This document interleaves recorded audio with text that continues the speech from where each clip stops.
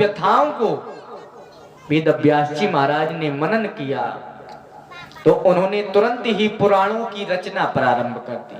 वेद व्यास जी ने 4 वेदों की रचना कर दी, 6 शास्त्रों की भी रचना कर दी, 17 प्रकार के पुराणों की भी वेद व्यास जी ने रचना कर दी। और यहां तक नहीं, पंचम वेद कहा जाता है महाभारत को, महाभारत की भी वेद व्यास जी ने रचना कर दी। लेकिन फिर भी वेद व्यास जी को संतोष नहीं हुआ, और जैसे संतोष नहीं हुआ, अचानक से उनके कानों में हरि कीर्तन सुनाई दिया। तो हरि कीर्तन में कौन? श्री नारद जी महाराज आ रहे थे। नारद जी को देखा तो वेद व्यास जी ने प्रणाम किया। अरे नारद जी महाराज, आपके दर्शन से तो हमारे सौभाग्य हुए, भाग्य खुल गए हमारे। क्यों? क्योंकि बड़े बड़े महात्माओं के दर्शन साधारण नहीं होते हैं। जब स्वयं भगवान कृपा करते हैं तो वेद व्यास जी ने सोचा कि निश्चित ही आज प्रभु ने मुझ पर कृपा की है कि आपके दर्शन हो रहे हैं। नारद जी ने मुस्कुराए और बोले, पराशर्ये महाभागे भवता कच्चिदात्मनः परेतोषति शारीरे आत्मा मानस एव ही। हे पराशर नंदन, वेद व्यास जी किसके? पराशर ऋषि के पुत्र हैं। संबोधित किया, हे पराशर नंदन, पराशर की संतति में आप उत्पन्न हुए हैं, इसलिए पराशर शब्द से उनको संबोधित कर रहे हैं। बोले आपकी कुशलता तो दिख रही, लेकिन आपका मुख मलिन क्यों है? आपके धर्म कर्म व्यवस्थित तो हैं। तब इधर वेद व्यास जी ने कहा कि महाराज, मैंने 4 वेद, 6 शास्त्र, 17 पुराण, महाभारत की भी रचना कर दी, लेकिन मन को संतोष नहीं हुआ। आखिर प्राणियों का कल्याण कैसे होगा? तब इधर नारद जी बोले, हम बताएं। तो इधर जब नारद जी बोले, वैसे भागवत जी में हर जगह देख ले, नारद जी जहां बोले होंगे वहां लिखा है नारद वाच, लेकिन जब इधर नारद जी बोले हैं तो इधर नारद वाच नहीं, श्री नारद वाच कहा गया है। मानो यहां स्वयं नारद जी नहीं बोल रहे हैं, यहां स्वयं भगवान ही नारद जी के रूप में बोल रहे हैं। इसलिए भागवत जी की पूरी भागवत में प्रकरण उल्टा पलटा के देखो, जहां जहां नारद जी ने कुछ कहा होगा तो लिखा होगा नारदवाच। इस प्रसंग में यहां लिखा है श्री नारदवाच, यानी आज के पहले नारद जी ने कभी श्री नहीं लगाई गई, क्योंकि पहले तो केवल नारद बोल रहे थे, लेकिन अब जो बोल रहे हैं वो नारद तो बोल रहे, लेकिन प्रेरणा देने वाले परमात्मा है। वेद व्यास जी का मार्गदर्शन कराने के लिए मानो नारद जी के हृदय के अंदर से वो परमात्मा बोल रहे हैं, इसलिए श्री नारदवाच। तो इधर भगवान ने नारद जी से के अंदर से ही बोल पड़ते हैं, मानो नारद जी बोल रहे, लेकिन कृपा किनकी? परमात्मा की। नारद जी के भीतर बैठ करके भगवान ने कहा व्यास जी से, वेद व्यास जी के अंदर उन्होंने तुरंत ही सुखदेव की दर्शन कर लिए। नारद जी ने वेद व्यास जी महाराज के अंदर ही सुखदेव जी के दर्शन किए, और जैसे ही सुखदेव के दर्शन किए तो विचार करने लगी कि इतना बड़ा वीतराग संत इनके घर में ही है, फिर भी इनकी व्यथा नहीं समाप्त हो रही, तो निश्चित ही इनके लिए किसी कथा की आवश्यकता है। नारद जी महाराज ने, क्योंकि अगर किसी व्यक्ति के व्यथा को हटाना है तो केवल कथा ही हटा सकती है व्यथा को। नारद जी ने तुरंत ही अपने पूर्व जन्म के वृत्तांत को सुनाना प्रारंभ कर दिया। बोले जानते हैं वेद व्यास जी महाराज, जैसे आज आप दुखी हो रहे हैं ना, मैं भी पूर्व जन्म में एक दासी का पुत्र था। मेरी माँ संतों से बड़ी श्रद्धा रखती थी, ब्राह्मणों की भक्त थी नारद जी की माँ। जब से नारद जी ने होश संभाला, माँ के साथ ही आते जाते रहते। उनकी माँ संतों की सेवा में रहती। महात्मा लोग स्नान कर लेते तो भोजन बना परोसने के लिए नारद जी तैयार रहते, और जब नारद जी संत भोजन कर लेते तो वही संतों का जो भोजन का प्रसाद बचता तो वही प्रसाद नारद जी पा लेते। कुछ समय हुआ, नारद जी संतों की सेवा करते करते उनके हृदय में भक्ति भाव आ गया। एक दिन महात्मा जी के चरण पकड़ लिए नारद जी ने, महाराज मुझे भी आपके जैसा बनना है। संतों ने कहा बेटा हमारी जैसे बनने के लिए बड़ा तप करना पड़ता है, बड़ा भजन करना पड़ता है। बिल्कुल प्रभु मैं भी भजन करूंगा।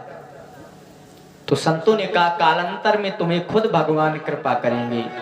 कुछ समय के बाद जब वो संत चातुर्मास से जाने लगे, नारद जी ने चरण पकड़ लिए, महाराज अब तो आप जा ही रहे हैं आश्रम से, अब हमें साथ ले ले। लेकिन कहा, संतों ने कहा अपनी माँ से आज्ञा लेके जा। नारद जी बोले मेरी माँ कभी नहीं मुझे छोड़ेगी, वो नहीं छोड़ सकती, मुझे बड़ा प्रेम करती है। तो संतों ने कहा जब तेरी माँ आज्ञा दे दे तब तुम आ जाना। संत तो चले गए, लेकिन नारद जी का मन उदास। संतों ने कहा बेटा नारद क्यों उदास हो? महाराज आप जा रहे हैं, कुछ उपाय तो बताते जाएं। तो बोले एक काम करो, पहले हम तुम्हें एक मंत्र दे रहे हैं, उस मंत्र का जाप करो, और जब तुम्हारा मंत्र का जाप करते रहोगे तो आनंद से तुम्हें उस परमात्मा की अनुभूति हो जाएगी। संतों ने मंत्र दे दिया, और जब मंत्र दे दिया संत चले गए। अब नारद जी भजन करते तो उसकी मैया भजन से हटा करके उसे कुछ काम में लगा देती। नारद जी विचार करते कि भजन तो करने नहीं देंगी, और वास्तव में विशेषता भी यही है। अगर किसी माँ का बालक अगर भगवान का भक्त बन जाए तो सबसे बड़ी चिंता होती है कहीं बाबा ना हो जाए। बड़ी उम्मीद से बालक है, सोचा था कि इसका विवाह करेंगे, मोटा दहेज भी लिया जाएगा, लेकिन कहाँ, अगर पंडित जी लोगों के साथ संतों के साथ बैठने लग जाए, पड़ोसी कहेंगे कि देखो तुम्हारा लड़का तो बाबा बन गया। इतना डरते हैं लोग बाबा लोगों से। अरे महात्माओं से डरना नहीं चाहिए। एक जगह तो बड़ा आश्चर्य देखा, ऐसा आश्चर्य, एक माता का बच्चा रो रहा था तो वो भी शांत कराने के बोले चुप हो जा नहीं तो बाबा आ जाएगा। बताओ, बाबा के नाम पर, महात्माओं के नाम पर बालकों को डराया जा रहा है। अरे संत, अगर संत हो जाएगा बालक तो वास्तव में भगवान बड़ी कृपा करेंगे, क्योंकि वही माता धन्य है जिसका पुत्र भगवान का भक्त होता है। माता कभी नहीं चाहेगी चाहे चोर बन जाए लड़का, जुआरी, नशेड़ी, शराबी, चाहे जो बन जाए, लेकिन बाबा ना लड़का बने। बड़ी विडंबना है भाई। और यहां तक रामचरितमानस में भी कहा है कि पुत्रेवती जो बेटी जग सोए, पुत्रेवती जो बेटी जग सोई, पुत्रेवती जो बेटी जग सोए, पुत्रेवती जो बेटी जग सोई, रघुपति भगति जात सोते होए, रघुपति भगत जस सुत होई, पुत्रेवती जग सोई, रघुपति भगत जस सुत होई, पुत्रेवती जग सोई, रघुपति भगत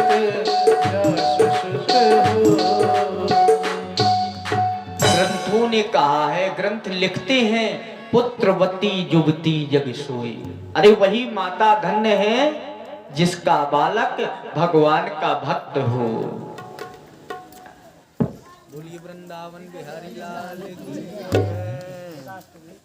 श्रीमन्नारायण नारायण नारायण, श्रीमन्नारायण नारायण नारायण, लक्ष्मी नारायण नारायण नारायण, लक्ष्मी नारायण नारायण नारायण बद्री नारायण नारायण नारायण बद्री नारायण नारायण नारायण श्रीमन्नारायण नारायण नारायण श्रीमन्नारायण श्रीमन्नारायण नारायण नारायण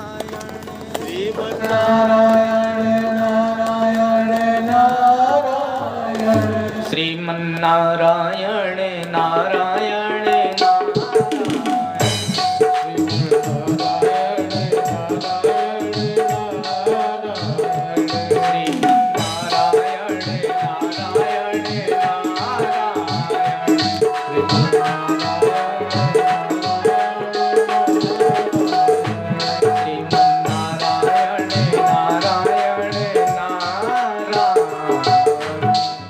बोले नारायण भगवान जय हो।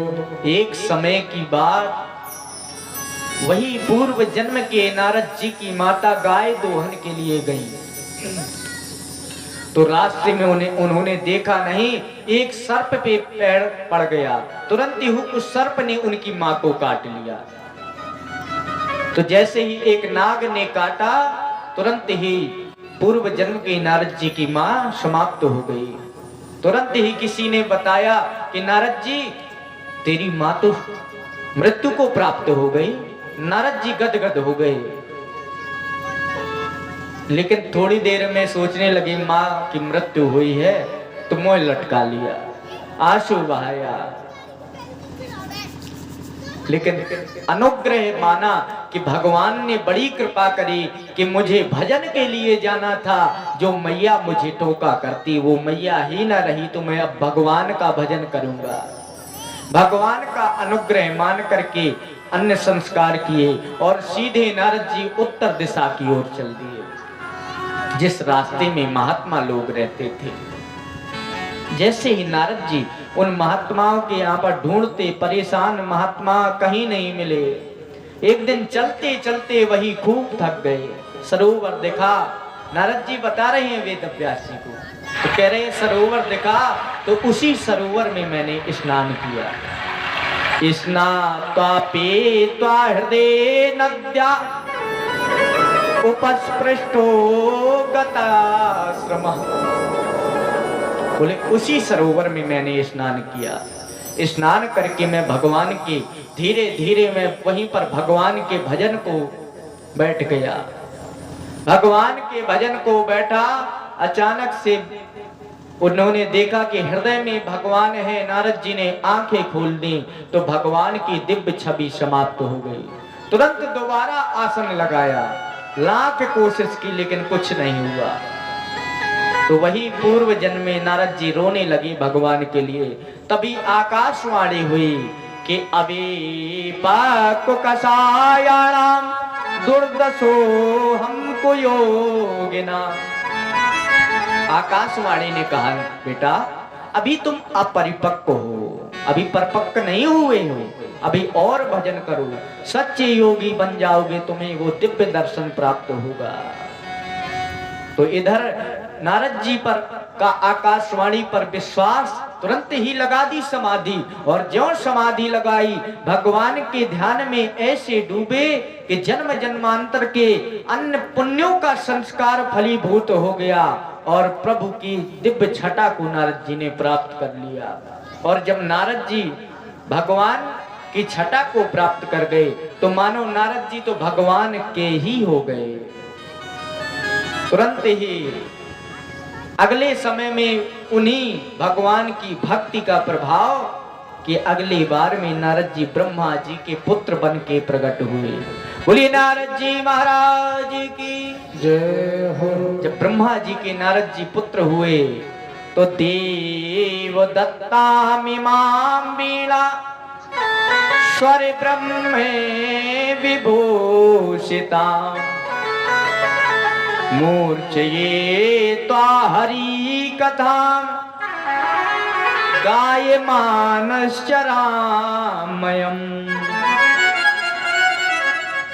बोलिए देवराज देवदत्ताम इमाम वीणाम, देवताओं ने इस वीणा को दिया और इस वीणा के द्वारा मैं जगह जगह भगवान का गायन करता हुआ घूमता रहता हूं।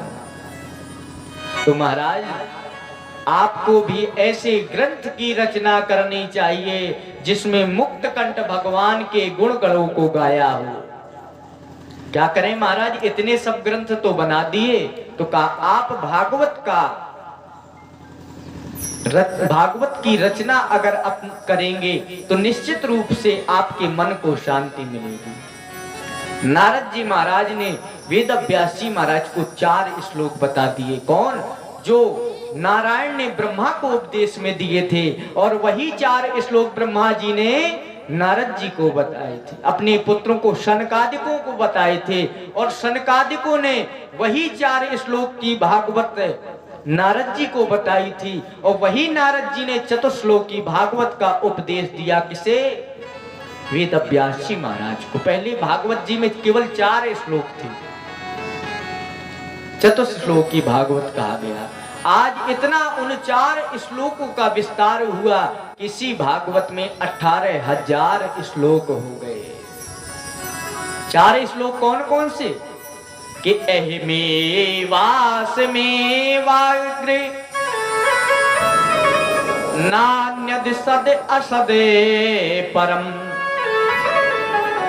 पश्चादहम यदे तच्च यो वशिष्यति सोष्महम्। पहला श्लोक